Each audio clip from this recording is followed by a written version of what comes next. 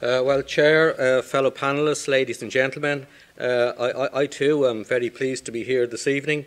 It's my first time here, I have to confess, and I do think that it is good that we meet in a location like this in the context of commemorating one of the great heroes of the history of this country, to talk about not the past but the future. I have to say that when posed with the challenge as to how you would draw some parallels between the 1840s and today over 5 minutes, the first thing I thought of was, how long would it take you to how much could you do in 5 minutes? But at the first glance, 5 minutes look more than enough, because how do you draw parallels between the circumstances prevailing in a backward rural wasteland, the emergence,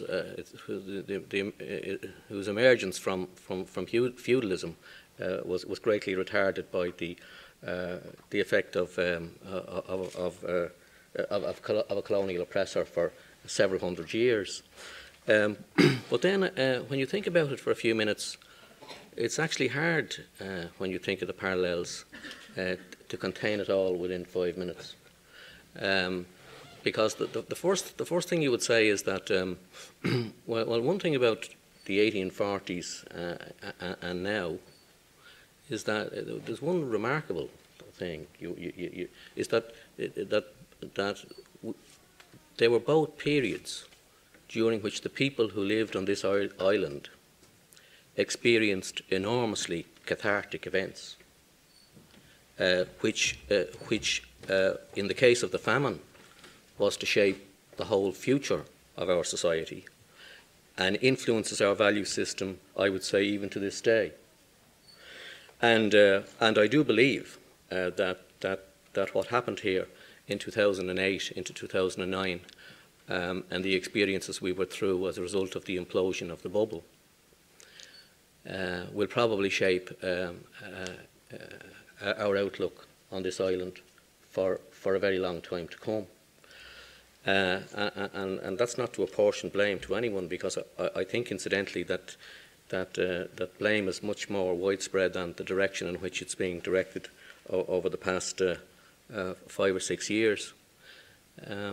But and of course, the 1840s was an enormously traumatic period across Europe. We had the Chartist movement in Britain, which, incidentally, a lot of people don't know, very nearly descended into an armed insurrection in Britain. And we had the revolutions of 1848 across Europe, and so on.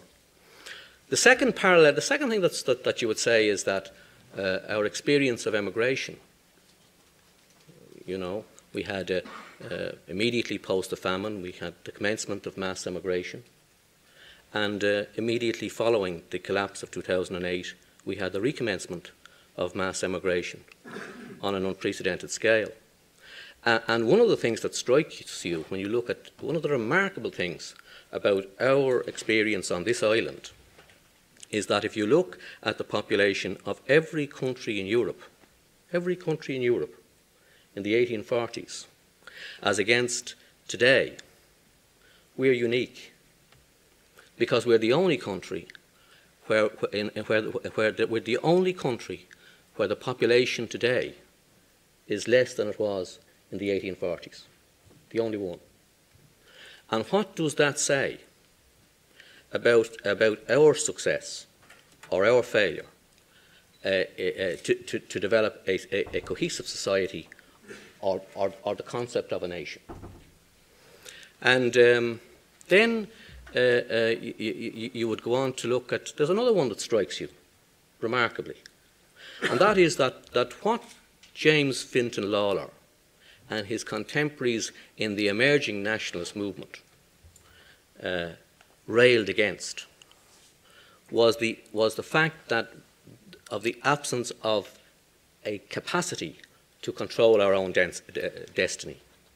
And here we find ourselves today in circumstances where our capacity to control our own destiny, once again, is severely curtailed by reason of the hegemony exercised by the ECB, the most remote central bank in the world, the most undemocratic and unaccountable institution in the world on any kind of scale, which determines in this country and in Europe not only monetary but also effectively fiscal policy as well. And then you would say, you would look then beyond that a little bit, and because you might become a little bit pessimistic, and you might find yourself saying, our circumstances really aren't really that much better, albeit that we're somewhat better off and we wear better clothes than was the case in the 1840s. But the fact of the matter is that, of course, we do have enormous possibilities. We do have possibilities that James Fintan Lalor and his contemporaries didn't have. But it is around this question of the response to the challenge presented by the absurd policy that is being pursued from Berlin and Frankfurt, and our inability to exercise any influence or control on it, that this question of nationalism and the nation arises again. Nationalism in the 1840s was progressive. It was economically and socially progressive. I don't know, really. I still haven't made up my mind about whether nationalism is progressive today. I don't know whether the response in Scotland or here or in Catalonia or elsewhere, or in northern Italy for that matter, to the fact that an institution which is democratically accountable to no one, only bankers, determines the fate of the population of an entire continent. I don't know if the answer to that, expressed in nationalist sentiment, is a progressive thing. But I do know this, and I wouldn't split hairs around an esoteric debate on what constitutes a nation or what doesn't, because it's split more than hairs on this island for far too long. But I'd say that I'd agree with this, that it does in some way represent people with a degree of community, not unanimity, but community of interest, and who need to act collectively together to ensure that they have some control over their own destiny and the destiny of their children and their children's children. I would say that once you go beyond that, in the early years of the 21st century, you're getting into a dangerous place about nationalism. But in that regard, we do have enormous potential, enormous possibilities. Not just in terms of our balance of payments, which is superb, not just in terms of our capacity to attract FDI, which is superb, but in terms, more importantly, of the fact that we have I think the highest birth rate in Europe, if we can keep our people here. And what we haven't done, and whether it's a commentary on our evolution as a nation or not, notwithstanding our enormous success in terms of FDI over almost 40 years now, is that we have never managed to develop a culture of innovation. And so we end up being the only country in Europe which has less people living in it in 2014 than we had in 1845. The only country in Europe. And I would argue that one of the reasons why we have failed to develop a culture of innovation is not just attributable to the mistakes made by individuals. And as one who is blamed for virtually everything that's gone wrong in Ireland, apart from yourself, Michal, over the last, I like to share it around a bit, but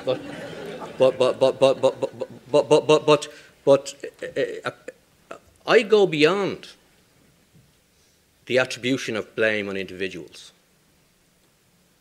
And I assert that our inability to develop a culture of innovation and to build our population and to keep them at home is due to our failure to develop the kind of social cohesion which is an essential characteristic of what some people call nationhood. And I believe that the failure to develop that social cohesion, more than being attributable to the mistakes of individuals, is attributable to the value system which prevails in this society. And that in turn is attributable to the cathartic impact the famine had on the development of our society. And if we can overcome that deficiency in our value system, and if we can build a social cohesion, then in 50 years' time, given the fact that we have the highest birth rate in Europe, then the picture, when you compare the population, given the demographics of Europe today, would be very different indeed. And that's the challenge that we're faced with. And I think that that's the challenge that James Fintan Lalor would present us with if we were here tonight. Thank you very much.